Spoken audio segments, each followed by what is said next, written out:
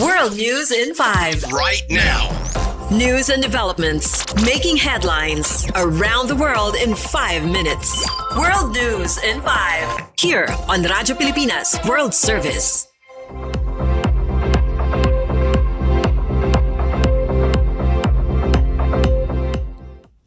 Good day to all of our listeners here on Radyo Pilipinas World Service. This is World News in 5 and I'm your host, Steph Vicente.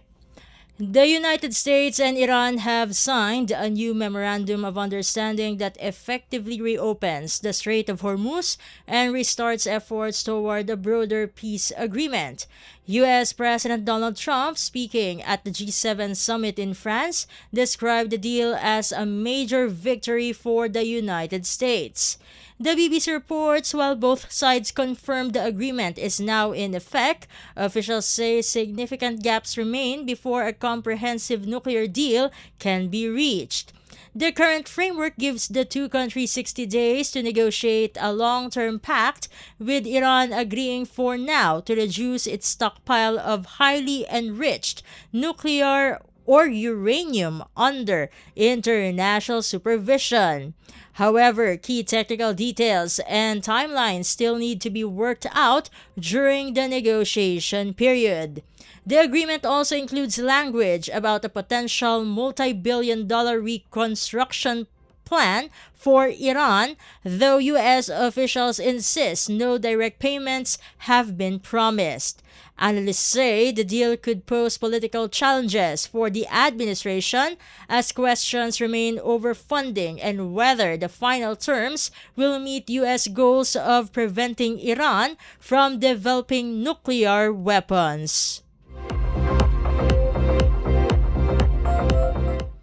In other news overseas, United States President Donald Trump has invoked the Defense Production Act to require defense contractors to ramp up weapons manufacturing following heavy usage during the war with Iran.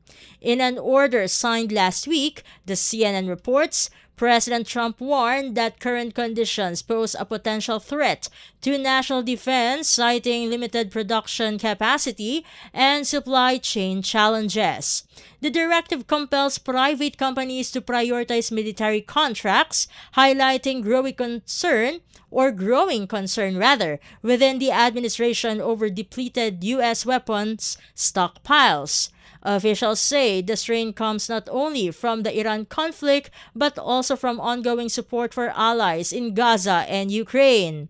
While U.S. Defense Secretary Pete Hegseth has publicly downplayed concerns, analysts estimate that significant portions of key missile systems have already been used.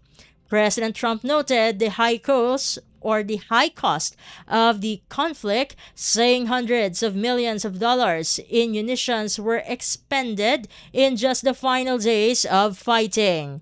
The move signals an urgent effort to rebuild U.S. military readiness, though experts warn it could take years to fully replenish and expand current stockpiles. And finally, Japan is weighing the possible deployment of its maritime self-defense force minesweepers to the Strait of Hormuz following the U.S.-Iran agreement to end their conflict. GG Press reports Japanese Prime Minister Sanae Takaichi said a ceasefire must hold before any deployment can proceed, noting uncertainties such as the presence and location of naval mines. The government plans to decide cautiously, coordinating with Iran and other countries while monitoring how the agreement is implemented. Speaking in Rome, Japanese Prime Minister Takaichi welcomed the deal as a major step toward ending tensions, while officials in Tokyo said it could ease risk to Japan's economy and stabilize oil supplies.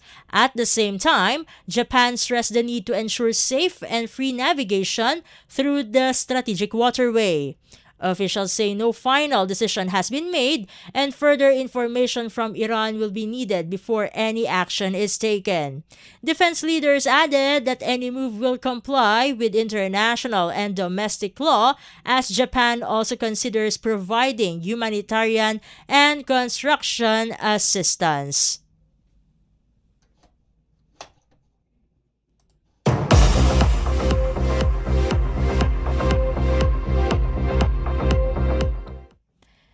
And that concludes today's edition of World News in 5. For Radyo Pilipinas World Service, this has been Steph Vicente. Good day and stay safe, everyone. World News in 5. Right now. News and developments making headlines around the world in 5 minutes. World News in 5. Here on Radyo Pilipinas World Service.